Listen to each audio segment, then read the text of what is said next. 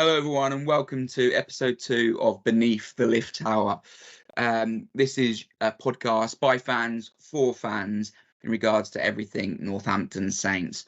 As usual, this week we'll be looking at the game just gone, the Munster victory at the Franklin's Gardens, and we'll be looking ahead to the massive Champions Cup Qtr against the Bulls of Pretoria. As it's such a special week for Northampton, we've increased the size of our own pack.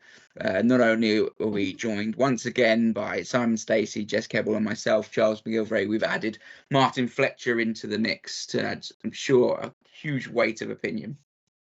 So everyone, how are you all doing? Good, thank you. Very good. Very good after Sunday. Exactly, the sun was out and the game was pretty good, wasn't it? Should we? What was the thoughts of? Come on, Martin. Let's start with yourself. What was your thoughts of the game?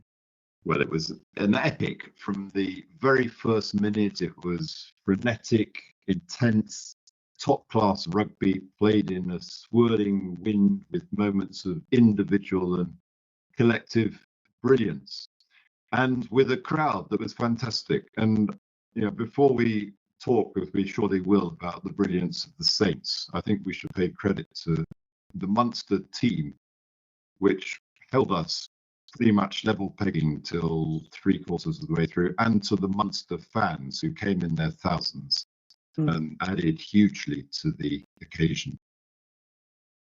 Yeah, I was a bit panicked when I came into the village and I was like, there's more red than green. There's more red than green. This is it didn't look quite that bad when everyone sat down. But yeah, I remember just walking through the village. I don't know if it's just that Saints fans got there a bit later or they had already gone through, but it was just red, the entire supporters village bit. Yeah, we said last week, didn't we? The Irish just get into grounds. They're just phenomenal supporters and followers of their club. And the Munster and seem more so than any others, they're just so loud and so passionate about and so knowledgeable as well. They know their game inside and out. It was a phenomenal day from an atmosphere point of view. There's been a few times this year where the ground has been rocking, but Sunday was special. Throughout the game, the fans were really in good voice, and the celebration, the roar of it was just back to the best. Really, it was great. Yeah, it did start right from the beginning. It was incredible, yeah. And then obviously, I mean, and then we had the on-pitch performance, which obviously was the cherry on top, I suppose you could say. I mean, if you think about the performance, was it the best we've done this season? No. If I'm going to be nitpicky, because I feel like we want to be honest here. Like we got the win, but it certainly wasn't our best performance of the season. There's still things to work on, especially if we think, obviously, we're going to come back and look at balls later, but thinking ahead as the tournament is just going to get harder from this point on. There are things, I think, to tighten up, things that still carried over, I think, from the Saracens game, lots of dropped balls, missed opportunities. I actually think that scoreline again could have been a lot bigger for us. Because I think if we look at Munster, they've been very upfront about quite a long list of injuries, and Snyman obviously pulled out with sickness before, and then they told everyone they'd had a bug in their camp up to that point. And so I think their game plan was go out in the first half and give it every single thing that they've got, because you could tell from almost immediately in the second half that it had caught up to them by that point. I think they looked very, very tired. I was paying a particular attention to their hooker, because I kind of noticed a few things towards the end of the first half that you could tell he was really, really struggling. And then that just kind of carried on into the second half. So I think we put them away at the end, but I think they came with the thought of our best chance of winning is going as hard as we can in that first 40 and getting as much of a lead as possible. And then obviously, fortunately for us, unfortunately for them, it went in on level points. And so we came out in the second half and we just looked much, much fresher. Yeah, I tend to agree. I think reality is we were the stronger side. I think Munster clearly ahead of time were getting their excuses in a bit earlier. The rumours of a sickness in camp and the over-egging of the fact they had a lot of injuries in the front row. But I think that influenced our performance significantly. I think we sort of smelt blood a bit. I think it's like dropping a sort of a droplet of blood into a tank full of sharks. It creates a frenzy. And I think there was a bit of a frenzy in that first half of the side trying to overplay. The side sort of really sets out the point of we make the right decisions at the right time. And if the decision's the right decision, then you can't really fault if there's an error of skill or what have you. But we were making incorrect decisions at the wrong times because we were trying to force it. That we were going for the odd offload that didn't need to go, the odd pass that didn't need to go, where there was a few occasions where if we'd have just gone through one quick phase of play, we'd have had an overlap or we'd have had a gap in the play. But they forced it and sort of bungled the plays a bit. But and therefore I think we struggled to get going. But then that second half, and I called it. I'm not going to lie, I called it last week. I said it'd be very tight at half time. I said 64 at half time. I wasn't far off. And then we'd take it away in the second half because, and that sort of, not that because I was thinking this was the reason why, but I think they just needed calming down. They just needed a bit of like, trust your process, trust your, what your decision making, and you don't need to go and blow them away. We could, we can go through our general play and we'll end up, getting there in the end. I think there were 2 or 3 key moments quite apart from the tries. One was in the first half, they were away. Zebo was away down the left wing. Could have scored. They knocked it on. Might have been very different if it scored. Yeah. Then there was Curtis Langdon's brilliant one-handed scoop of what was his name? Thomas Ahern's kick forward. Not only did he scoop it one hand, he turned on a sixpence and made 30 metres going the other way. And then 59th minute, I think, there was Odendaal's crunching tackle on Tyburn. Yeah. We got a penalty. And after that, we were on top.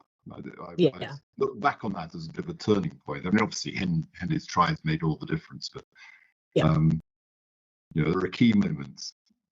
Yeah, I think the reason, because they did have spells of play, but I think the really amazing thing from that side that got us over the line was those long spells of defence where they just didn't look like scoring. The first try came from an individual errors really. The O'Brien went through the 2 centres. They just both missed the tackle. That's not something you'd really expect. And then their second try was they were just quick with play, and Moon couldn't get in position quick enough, and they were through the ruck and score. But we had really long periods of defence, and sometimes we were stretched a little bit, but the scramble defence was phenomenal.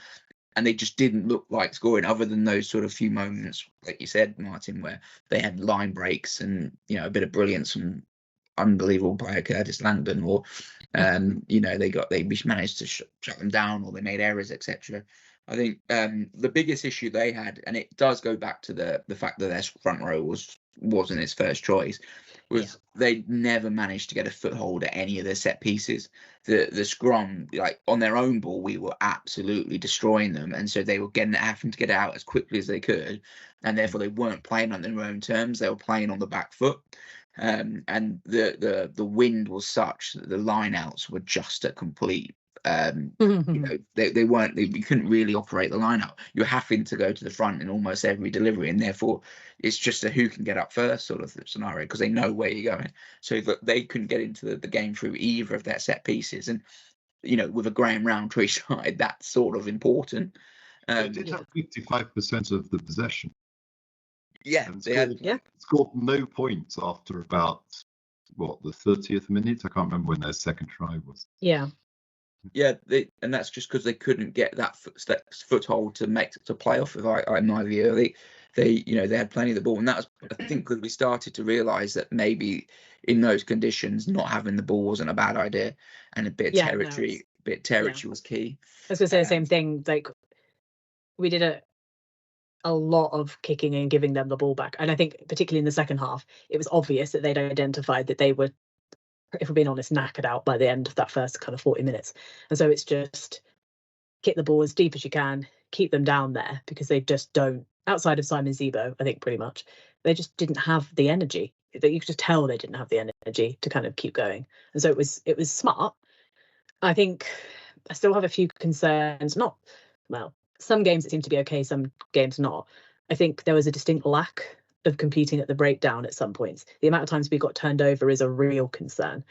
Any other team, if they're going to turn you over that much, you think about a team like the Bulls, who look, we're going to talk about them obviously later, but we think about their previous game against Lyon where they just ran in points for fun. I think you can obviously make a comment on Lyon just not getting off the bus really, but they're a team that you allow yourself to get turned over that much, they're going to score points on you.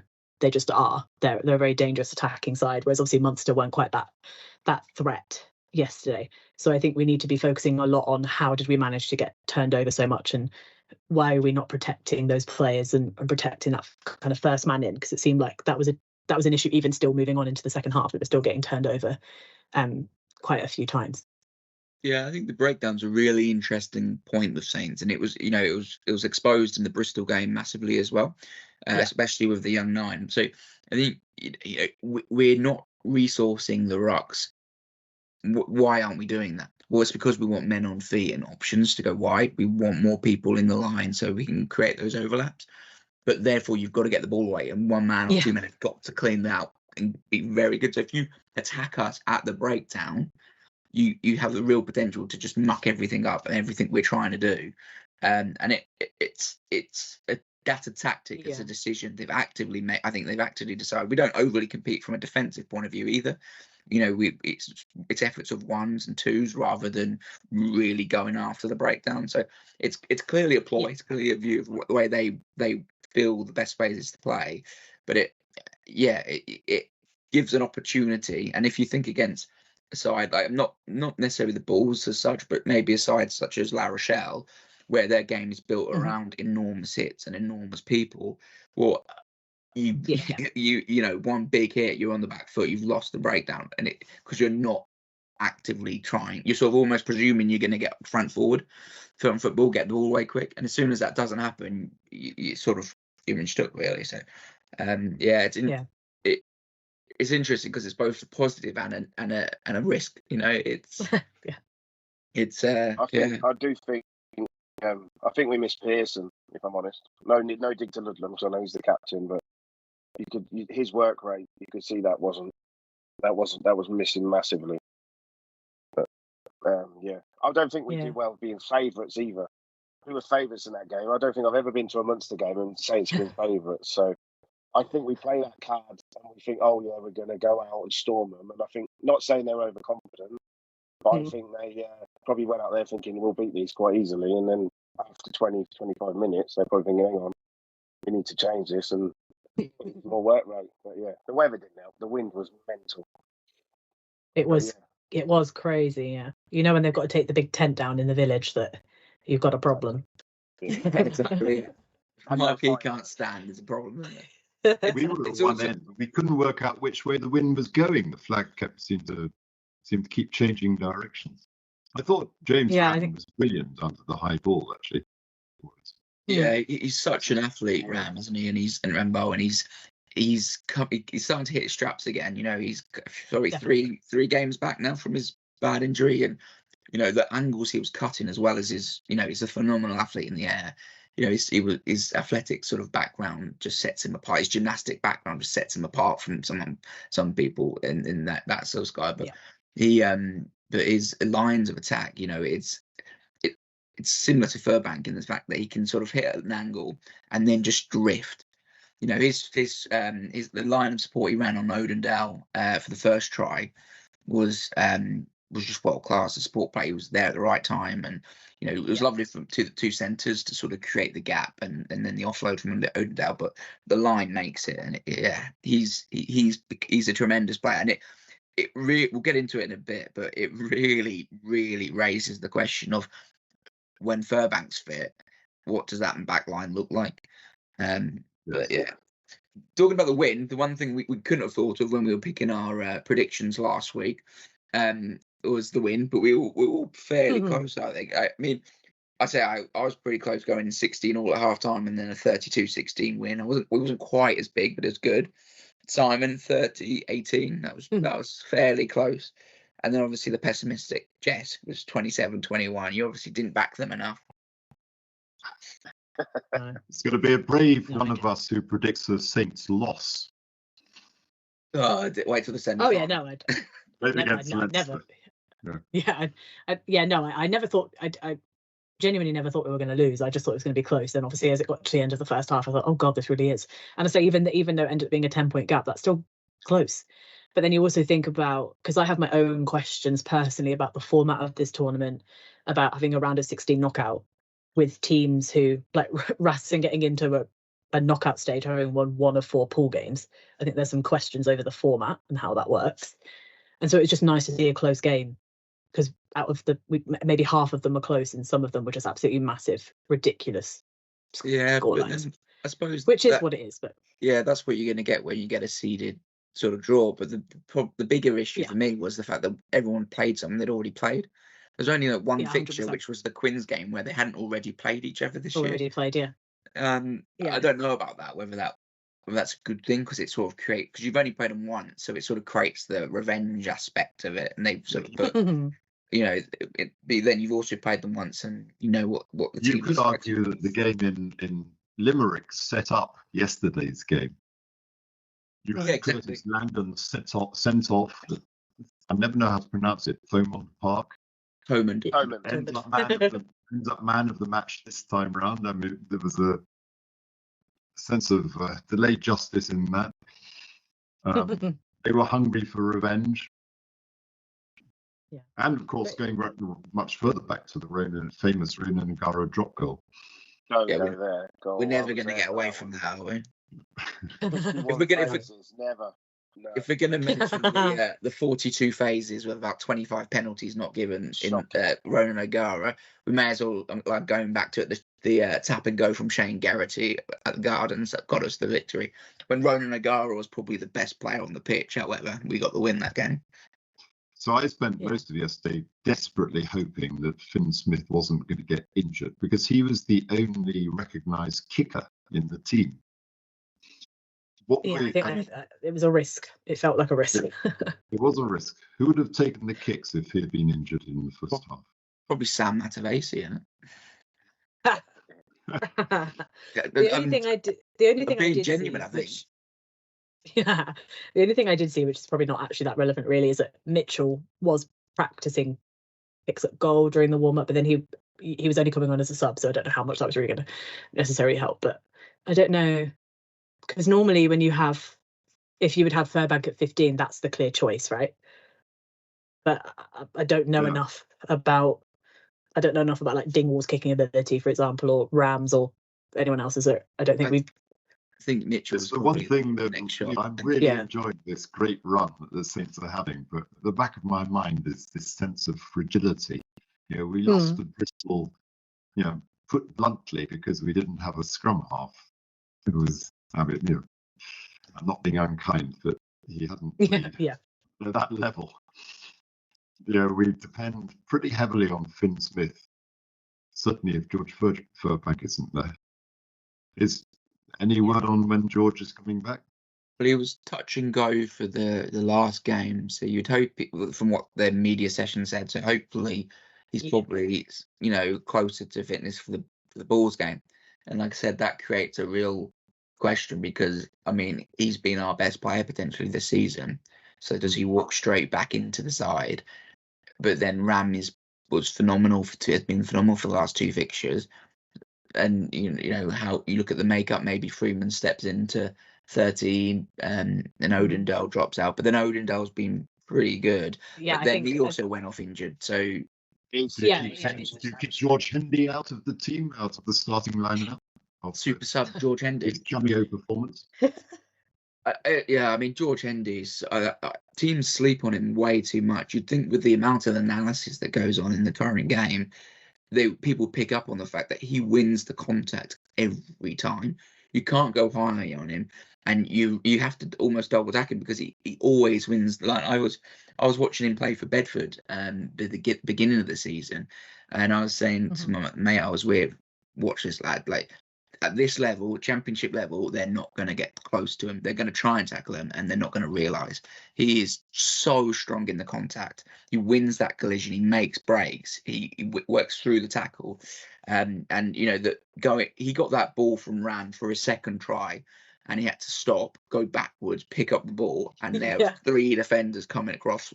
One of which is a British and Irish line, Simon Zebo.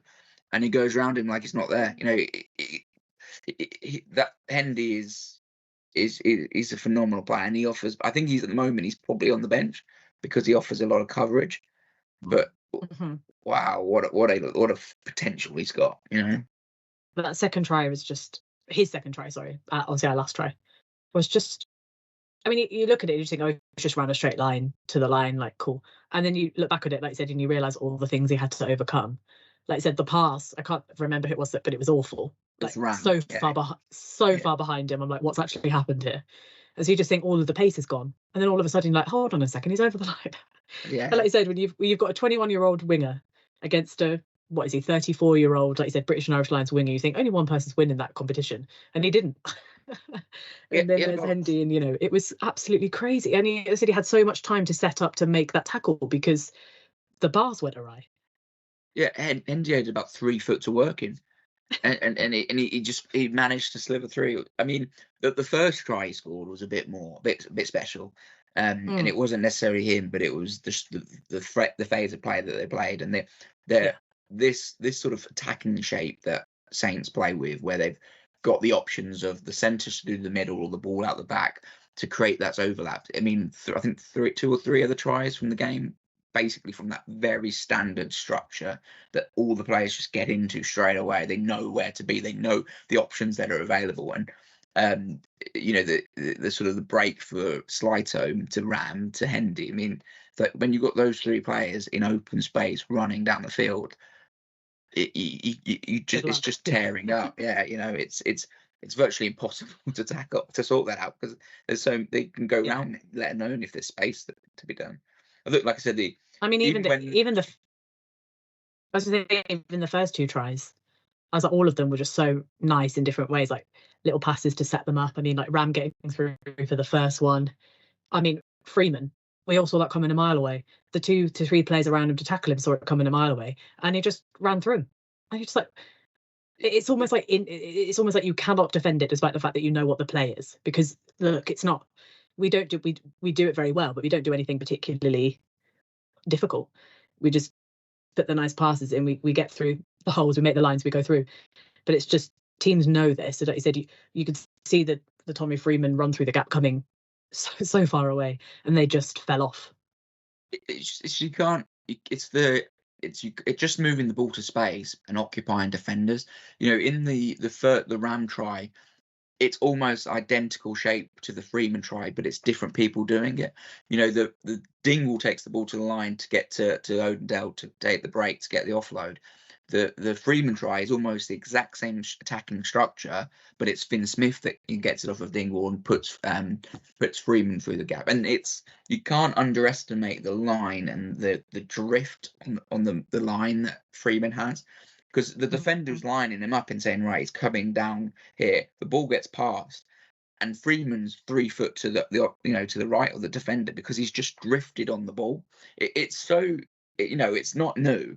You go back to the beginning of the game, and that's how good attacking sides have worked. But it's the knowledge between them all, and the passing of Dingwall in the first instance, and then Freeman in the second, where they just know where that player is going to drift to, and they trust them to hit the gap, not the man.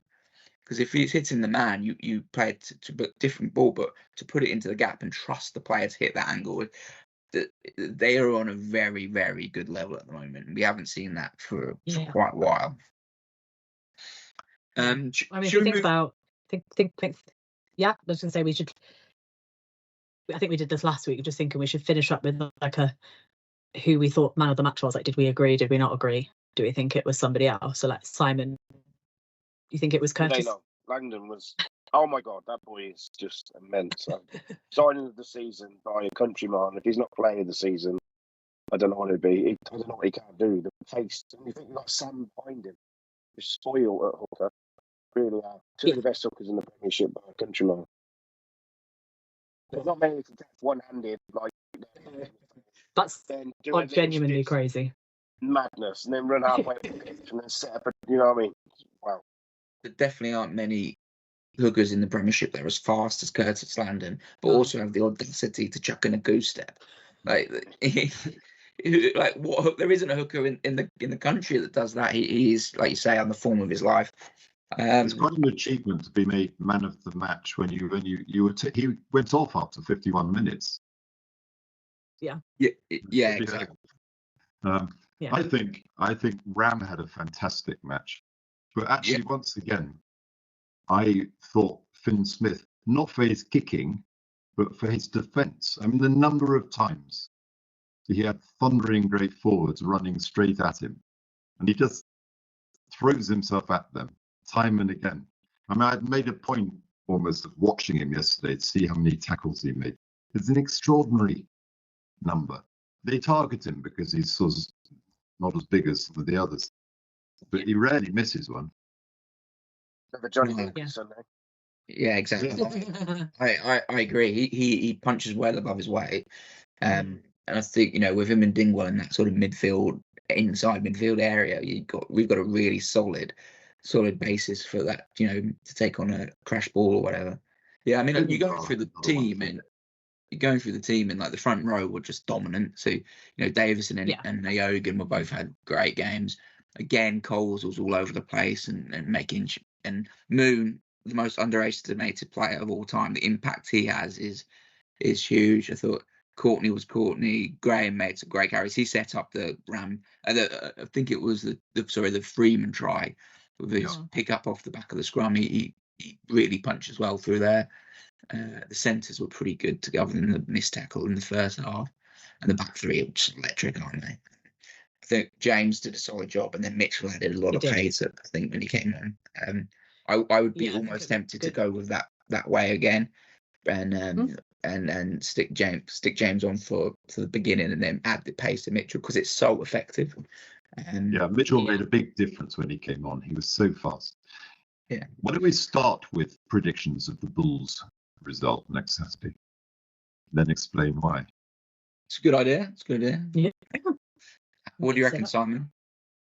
I'm really not sure because you can't really make much of the Leon game because Leon sent their second straight third team, didn't they? So I don't think they were really. If we play like we play, I think it'll be closer. I'll go 25-17. Okay. What do you think then, Martin? I'm going to go for quite a big Northampton victory, and so I'm going to go for 35-15, and I'll explain why later. What do you reckon, Jess? I'm saying beside, but it's really hard to tell because I don't think you can read really anything into that Leon victory. Like you said, Leon had to travel very far. And even though, there's not much of a time difference and having to adapt to that, like it still, takes a good couple of days to get out of the funk of traveling a long distance. And then they're at altitude, all that kind of stuff. And then it's also a question of how the ball's going to travel, because I know that they're already anticipating that being really problematic. They had to take 8 planes or something absolutely ridiculous just to get to Exeter. And so I think if they have to do that again, it's going to just take a lot out of them. But at the same time, they play the attacking game that they played against Leon. I can see them scoring lots of points as well. So I think I'm going to go with big scores from both teams, but I think we'll still win. I'm going to go 35-30. What a game that would be. I'm just going to go big here, guys, because I think the Bulls have got, I think some of those tries that they worked and some of the things they put together was very nice. So we'll see. I could be totally off the mark and they may just not travel at all. But I'm going to go off the assumption that they come as strong as they can. Yeah, I think we'll be win by more than one score. I think sort of 30-20 is where I'm sort of seeing it. I think it's very, like you say, it's very difficult to read in a lot into that Leon game. One, it's they sent a weaker side. Secondly, the side that they sent had to go to Pretoria and play at altitude. That's an impossible task to ask a team to go and play at altitude within a week. That it's it's sort of the nonsense of the and with a 15-hour flight, whatever. It's sort of the it's great having the South African sides in the competition, but that does aid a South African team to winning. In terms of the Bulls, they've got they're a good side, they're a talented side, they're a physically Yeah. impressive side, and they play, and they're, you know, Arenze on the wing, he's a, you know, a unique talent, but I don't see them being anything more than something we've not seen before. They might come with a bit more pace and a bit more physicality than a few of the sides we've played, but I don't see them being all that special. And I watched a lot of Jake White teams, you know, over the years, and they play a very simple brand of rugby, and therefore I think we know how to beat a simple brand of rugby. You know, a lot of the stuff that they comes from individual brilliance rather than, you know, being a dominant side, and therefore I think we can, if we counter that and we know how to deal with that, similar to Exeter, we should get on top. And like you say, have to have several airplane flights and all the rest of it. Deal that, you know, last night they had no idea how they were going to get here, and it's, you know, it's 6 days away. It's if they get a direct flight, it's an 11-hour flight, and that is no way to prepare. And they can't get 40 direct flights. They have to come via Abu Dhabi or Addis Ababa or wherever. It's a terrible way. I mean, probably not a coincidence that no South African team has yet to reach the semi-finals of the European Champions Cup. Yeah. Leon put a second-rate team up. They're third in the URC. I mean, yes, they've got some great individuals, but I don't think we need to be afraid of them. I fully agree. No, definitely not. No. Yeah, not the way we're playing at the moment. Just being more cautious this time because I was a bit overconfident after Saturday. I thought we absolutely whitewashed Munster. And then after 20 minutes, I was panicking a bit because it was a bit, oh my God, they're attacking us. So I was just being more cautious. I think we will win by more than what I said. Simon, no one remembers cautious predictions. They remember the dramatic ones that work. Come right. Scores. I never like doing it. I always think I jinx them. I'm the same as you. I think realistically we probably would win by more than one score. Maybe I'm just hoping for something fun, as a win, but also just seeing some really good like tries happening. Obviously, like, I don't want the nervousness of like within one score, but like I know I went small with Munster. I went like a 6-point gap. Again, it's just I'm always just being cautious because, like I said, you just don't know. It really is with a team like the Bulls. It's impossible to know what's going to turn up. Because I think there's debates about South African teams joining the competition. I personally don't see the fuss and I don't see the point. I mean, we watched that game, the Bulls-Leon game at the Bulls, and like there's nobody there. And the week before, they'd played a game against the Stormers, I think someone said, and they managed to get 50,000 attending. And then a week later, the Bulls again, and there was maybe 2,000 or 3,000 at a push, if that. They don't care. They let's be honest, those in the country that support rugby don't care about it. I think they said if the Bulls or any South African team were to get to the semi-final, they'd have to play in Europe. They're not allowed to play in South Africa. I think there was rules, but they'd have to then play in Europe. I was like, well, what's the point? I honestly just question it. I question the whole decision to do that. Like, sure, it's fun to see some new teams, but like, I'm never going to be able to afford to go and watch Saints if they had to play Stormers or Bulls in a few years to go out there. It's impossible, and it's kind of the same vice versa. You wouldn't do it, and so it's not going to be a repeat of Sunday where half the stadium was full of Munster fans. Not even close. There won't be a Bulls fan in the stadium, or maybe 1 or 2 Londoners, South African Londoners. Yeah, I think you'll get some people who already live here and maybe don't even support the Bulls necessarily, but it is a chance to see a South African team, so they'll come. But I think it's here's my other concern. Apart from the fragility of 1 or 2 players getting lost, are we being stretched too thin? What have we got now? 9 games in 9 weeks if we get to the playoffs and get through Sunday's game. I mean, possibly, but at the end of the day, to still be competing in Europe at this stage and also be top of the Prem, you can't be anything other than happy with that. Yeah, of course not. I agree. Yeah, but I agree. It is a question. Was it a blessing in disguise for Bath getting knocked out by Exeter from the European Champions Cup? I think it's a small squad, but it is a deep squad in terms of talent. I think other than as you said before, 10, we've generally got two good players in every position, and they're all going to be needed for the running. And if we can go, win the Leicester game and then go, I think it's away to Quins following, get that victory, well then you could probably get a few of them to put their feet up and barf away. So that it sort of, and you've got to trust the rotation. So like Simon said, we've got two of the best hookers in the league. They can play half those games each almost. You can rotate them and maybe one of them gets a week off and Robbie Smith comes in or Tom Cruise comes in on the bench for one of the games. And, Finn is crucial. But if he goes down, it does but then, Furbank, if he get Furbank fit, he got man of the match again, that home game against Quins, against Marcus Smith, and with Ram playing so well at fullback and not Hendy is an option on the wing and Seabrook is an option on the wing and, and Freeman as an option on the wing and Hutchinson in the centres, there is a lot of talent there. And it's almost like if you have this 50-man squad and everyone's desperate to play, and half them aren't going to play, well, that has its issues because you've got internal issues of it. Whereas at the moment, because it's a small squad, they all know they're going to play their part across the season. They're all going to get an opportunity to put their hand up. And Dawson has done, in my view, over the last year or so, done a phenomenal job in developing that depth and backing players. Alex Waller could have played every minute of every game, and Iogan wouldn't have been performing as well as he is. But he's backed Iogan and he's stepped up and he's developing into a pretty handy player. Yeah. Yes, he really stood out to me, and particularly yesterday. Like the defensive effort alongside. The scrum just was what it was, right? They got the ball out. We couldn't get the rewards we wanted. It is what it is. So it's, no, like I said, it is small. But I also think, like I said, that can come with, it's the same as whether you have a big or small, there's always positives or negatives to it. And we'll find out, won't we, as the games go on, like what's going to happen there. I think we seem to have brought Charlie Zavala in a short-term cover, and then we're not using him.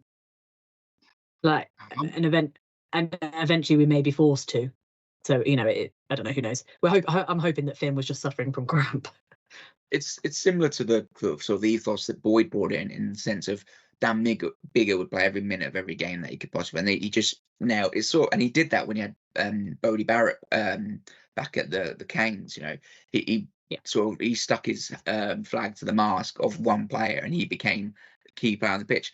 And with 10, I really don't want to say this, right? I'm trying to knock as much wood as possible, but you shouldn't be getting the knocks that you would in another position, right? A 10 should be able to play a lot of minutes because they don't have the sort of the contact, even though Finn Smith takes it to the line really well and everything, but they should be able to play a lot of minutes for the game. And it's like the risk, isn't it? You save a bit of money on your second choice 10, but so you can spend it elsewhere in the squad, but on the basis that you're praying he doesn't get a knock. Yeah. But that's the problem in that position as well, and it's why Grayson left, because they naturally back one man, and then if he's down, they're going to go Furbank anyway. So if Charlie Savella, if he's playing with probably two players injured already, and if we're losing that quality of the squad, it's going to be tough anyway. How much do we? Yeah, I think it's why when I'm thinking about, sorry, I was thinking like next weekend, that it's why I'd be tempted, even if Furbank is back, to have him on the bench, because I wouldn't mess with what we already had, if I'm being honest. And then I think if Finn Smith is carrying a slight injury and then he has to, maybe he plays a bit of the balls and it's not, at least you can bring him on in that position and he's fresh, and then you can keep the rest of the back line largely unaffected.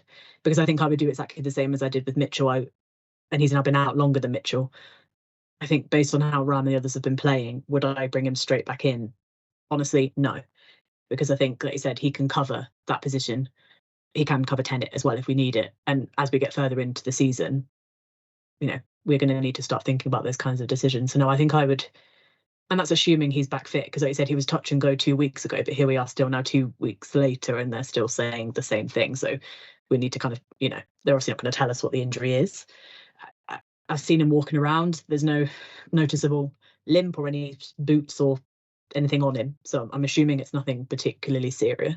But no, I think I'd be tempted if I had that team if all of that team that played yesterday are available.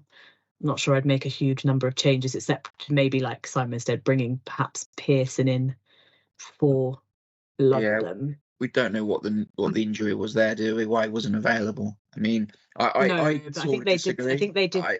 I would chuck Furbank straight back in. I think you're in a quarter-final of the Champions Cup. I'd want to go, right, let's go with the best we've got. Let's see how good we are against this top team. Let's go Mitchell, Finn, Dingwall, Freeman, Ram, Furbank, Sligo. Let's go for it. Let's not die trying. Let's let's not guess about it. Let's go see what and best we can. And I really get your point. I think it makes a lot of sense what you said in terms of Furbank on the bench. Go with what you've got, and that's assuming that Odendell's fit as well, obviously, because if Odendell's not fit, it forces your hand elsewhere. But I get it. It makes a lot of sense, but that's almost like too logical. Let's go. Sorry, guys, I'm too logical.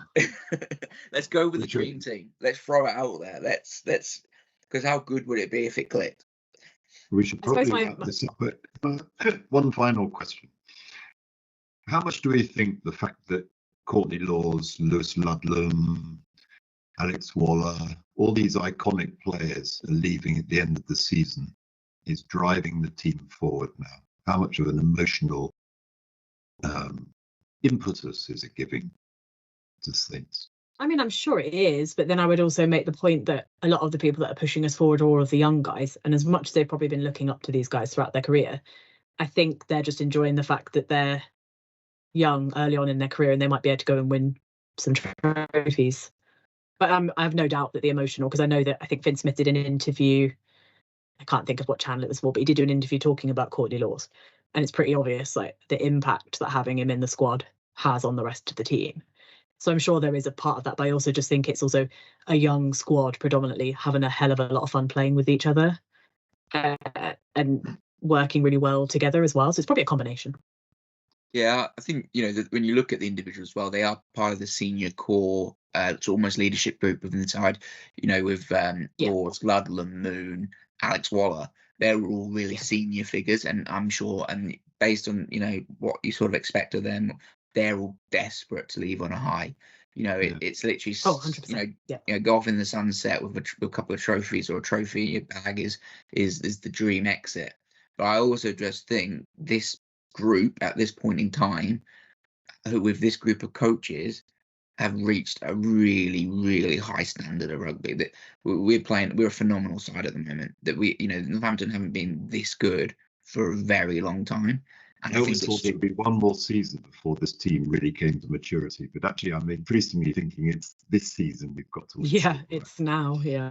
Yeah, the names they're leaving, that's going to make things very tough next year, I think. And I think some players will step up a bit more, so it will you might negate some of that loss. But I think even like someone like Moon, I just think it's going to be so hard to replace him. And Tom Lockett is going to be a great player in the future, but he's probably 2 years away from being a Moon standard. And so it's sort of, there's going to be rises, which is part of watching the sport. It's great. But I think this is our moment. This is our time. And they are a very good side at the moment. I was going to say, it's cyclical, isn't it, in rugby? Like, if you're expecting your team to be on top all of the time, you shouldn't be watching sports. It doesn't work like that. It just doesn't. Like, even think about teams like Saracens who had such a high, and this year it has just crashed for them. Like, it will. I'm not saying we're going to crash next year, because I don't think that. I still think we've got such a ridiculously core group of insane talent that I don't think we're going to crash. Do I think we're going to necessarily be at that level, this level that we are this year? Probably not. But yeah, you think about like Saracens, they did ride that high for a long time, the same as Leicester when they had their period of dominance, or Wasps. They did ride it for a long time, but it did have an inevitable, because it does, like, squads age as well, don't they? Like I said, we've managed to keep hold of some of these guys for such a long time. We've had Courtney forever, literally. We've had Alex Waller forever. Eventually that has to end, and it's just, I don't know, unfortunate, I suppose, that it's all coming kind of at the same time. It's the way it goes. But, that happens. Yeah, exactly. There was a reason they had been winning trophies, but we won't mention that for obvious reasons. As Jess said, the sport is cyclical. You get a good group of young players together, they develop, they reach their peak, and then they decline. And then whilst they're declining, someone else is coming up. And like you say, the Saracens sort of broke that mold, doing something else. But we were the same, at the peak of that point, weren't they? And they had a great side, and now they're on a bit of the rebuild. So, But, Yeah, just to keep us on track, so we can close it out. Has anyone got any other views or points on team selection other than going pretty much same again, other than the debate on Furbank? I would I say think the only- I don't think Orendale will be playing. He might be, but because I sit right near the team, he was holding his right hamstring when he came on. Right. So Yeah. he could have tweaked that. Yeah. So other than that, yeah. And if Pearson's fit, no offence to Lewis, I'd stay him ahead of Lewis. Yeah, I think the only reason I was he does. Yeah, I think the only reason I was saying that with Furbank is that, like you said, Charles, like you want to play the best that you've got, but like if he's been carrying a serious injury, is he the best that we've got? That's actually the question, because right now you know that Ram, it took him a few games to get back into his stride, but he is. If it's going to take Furbank a few games to get into his stride, we don't have. If we're being honest, we don't have the ability to allow that to happen. We just have to go with the best that we have. But yeah, I agree. I think if Pearson's fit, I'd have him in. And then Odendal, it's all about if Hutchison is fit, because if Odendal can't play, would you get Hutchison in there? Probably somewhere. And it's all about what his injury is, isn't it? Yeah, that's why. That's why. I've said a million times, Dingwall Freeman centre partnership is just the future. That has got everything. Yeah, and like I said, that's what I mean. You could bring Freeman in, couldn't you? If like Hutchison's still injured and Odendal is, it's an obvious Freeman in there with him. And Hendy and then onto the wing, and then Hendy, and then you just have Hendy on the wing. Because we also haven't mentioned Slightholme as well. Because Slightholme, we found out today, is up for Player of the Month. Sorry. I mean, we're a bit biased, but I think he's the obvious choice. But even he had an absolutely incredible game yesterday. I mean, like you said, the run through to set up Hendy's first try. I mean, he's just got insane gas, doesn't he? And an incredible read of. He reminds me quite a lot of Tom Collins.